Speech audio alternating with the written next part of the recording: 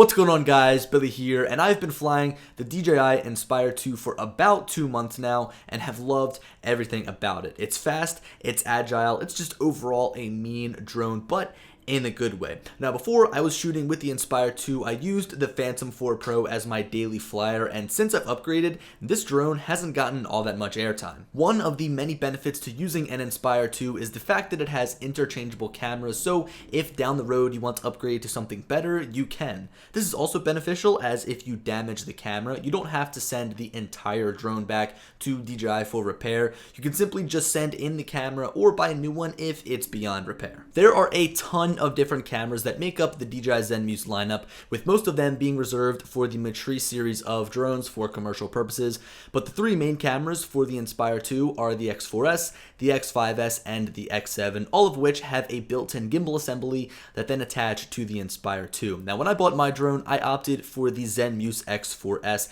as I wanted to begin with the base configuration of the Inspire 2 and work my way up, and after shooting with the Inspire 2 and the X4S for about 2 months now, I can confidently say that it is not worth it.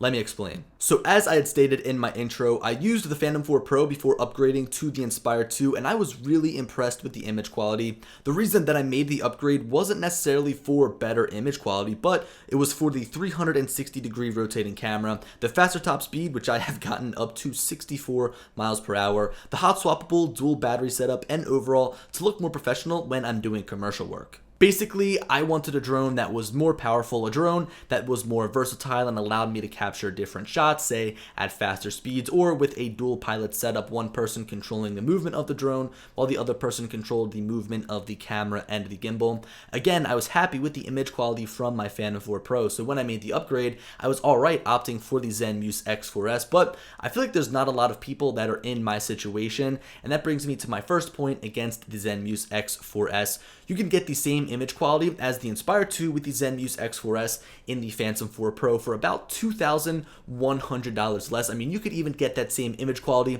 out of the Phantom 4 Advanced, which is even less money. If we look at the Phantom 4 Pro camera and the Zenmuse X4S side by side, they literally have the same exact specs on paper. They both rock a 1-inch sensor, they both take 20 megapixel photos, they both can shoot 4K video at 60 frames per second, both have an adjustable aperture from f2.8 to f11, they both feature a mechanical shutter, they both have an 84-degree field of view, they both have a max bitrate of 100 megabits per second. I mean, you guys pretty much get the gist. These two cameras are 100% identical. If you guys want to view the full spec sheets, I'll leave them linked down below. Now, I don't want to start a whole war here between which drone is better. It might sound like I'm defending the Phantom 4 Pro when in reality I would choose my Inspire 2 to shoot with every single day over the Phantom 4 Pro. The real point I'm trying to make here is that it just does not make sense to pair the Zenmuse X4S with the Inspire 2. I mean, you've got this insanely powerful drone and you're putting this small little camera on the bottom. I mean, just look at it. It kind of looks funny.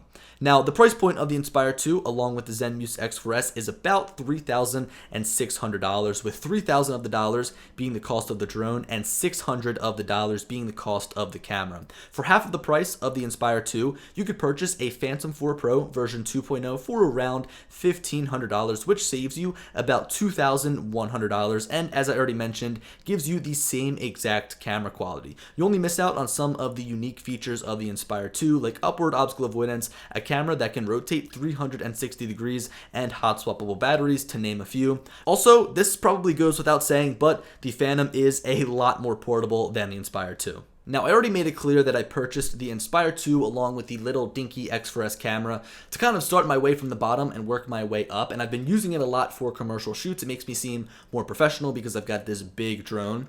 But another reason that I purchased the Inspire 2 was literally just to make YouTube videos on it, and I know it might sound lame buying a drone that cost me over $4,000 literally just to make YouTube videos on the product, but you've got to realize that having a YouTube channel like mine kind of thrives on having the newest and the latest tech, and although the Inspire 2 is not all that new, not many people are making videos on the drone, and it's still current. It's still one of the best drones that DJI sells, so I figured I'd purchase it, make some videos on it, and kind of fill that gap. Now, I can sit here and I can just throw specs at you all day long, but the only way to tell the difference between these two cameras is to take photos of the same subject at the same time and then compare them. Spoiler alert, you guys are probably not going to see a single difference between any of these images because these cameras are exactly identical. I do want to just put one disclaimer out there. I took the photo of like one subject with one drone and then I landed it and put the other drone up. So one photo might look more appealing than the other, but again, that's just because the lighting was different at different times during the day. So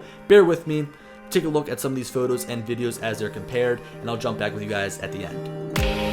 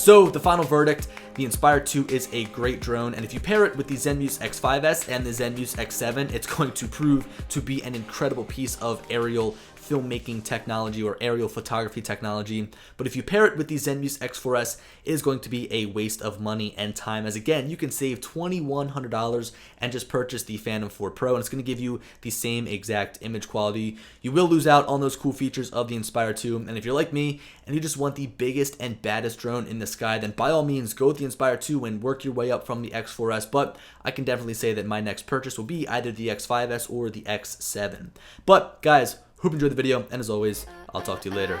Peace.